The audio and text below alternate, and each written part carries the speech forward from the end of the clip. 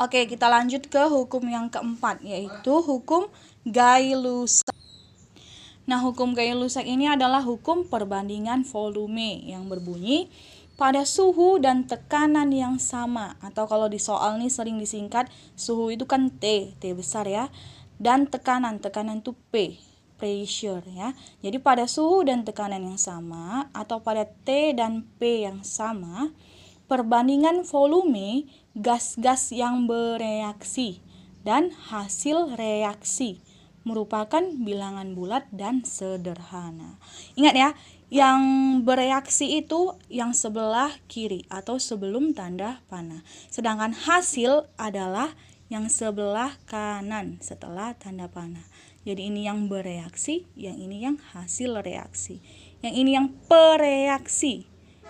Kata lain yang bereaksi itu pereaksi atau reaktan. Yang ini hasil reaksi atau produk. Oke. Nah, contohnya untuk perbandingan volume dari Gay-Lussac ini. Misalnya ada reaksi nih antara nitrogen dengan oksigen menghasilkan dinitrogen trioksida. Sebelumnya kan kita udah belajar tata nama senyawa ya kan. Jadi kita bisa buat gimana rumus kimia dari nitrogen, oksigen kok dia dalam bentuk gas. Itu juga dengan dinitrogen trioksida. Oke, perbandingan volumenya berbanding 2 banding 3 banding 2. Oke, kita buat dulu reaksinya. Nah, ini antara nitrogen. Nitrogen kalau dibuat rumus kimianya, kita buat ini gas, maka nitrogen itu sama dengan N2. Ditambah dengan oksigen, ini juga diatomik berarti O2. Menghasilkan dinitrogen trioksida, berarti gini ya, N2 O3. Nah, berbicara mengenai perbandingan volume, ini kan ada nih 2 banding 3 banding 2. Maka, tempatkanlah nilai-nilai dari perbandingan volume ini menjadi angka di depan dari lambang kimia yang bereaksi dan hasil reaksi. Jadi kalau 2, ini kan punya si nitrogen, buat di sini. 2. 3, ini punya si oksigen. Kan? Kemudian 2, ini punya si N2O3. Nah, jadi perbandingan volume menyatakan juga perbandingan dari angka yang di depan dari senyawa-senyawa kimia ini, atau disebut ini koefisien reaksinya ya.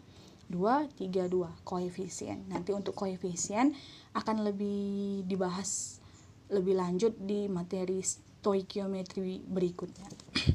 Oke. Jadi untuk perbandingan volume, lihat ini udah kita buat reaksinya ya kan. Nah, jika nanti misalnya diketahui nih volume untuk si N2-nya, nitrogennya sebanyak 10 liter. Nah, maka yang ditanya berapa volume untuk zat yang lain, yaitu untuk si O2 dan untuk si N2O3. Nah, ini berapa liter? Ya kan? Nah, karena kita udah buat reaksi dan ada koefisien di reaksinya, maka kita pakai perbandingan volume sesuai dengan hukum Gay-Lussac.